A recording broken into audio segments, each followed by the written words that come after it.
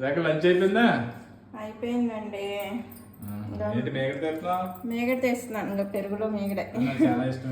మీకు చాలా ఇష్టం, నాకు తెలియదేంటి, అందుకనే తీస్తున్నాను. ఇదిగో ముందుగా చల్లని మేగడ పెరుగు, బెండకాయ ఫ్రై, చారు, సూపర్ సూపర్, మాగే పచ్చడి, ఇంకా రైసు. ఏమండి ఒక మాట చెప్తాను, అంటే కోపడతారండి.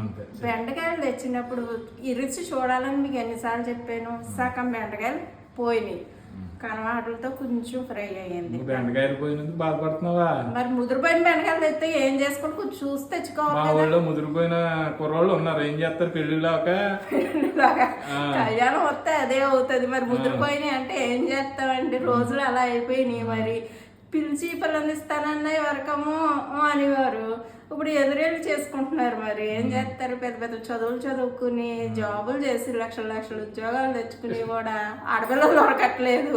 దొరికినామో ఆడపిల్లల వాళ్ళకేమో కోరికలు ఎక్కువైపోయి ఎంత బంగారం పెడతారో పెళ్లి మీరు చేసుకుంటారా? ఇలాగే రోజులు మారిపోయిందండి బాబు.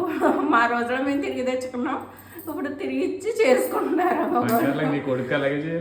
నా కొడుకు ఇప్పుడు మరి నేను చేయడం కదా, మీరే మూట కట్టించాలని అలాంటి పరిస్థితి వచ్చింది.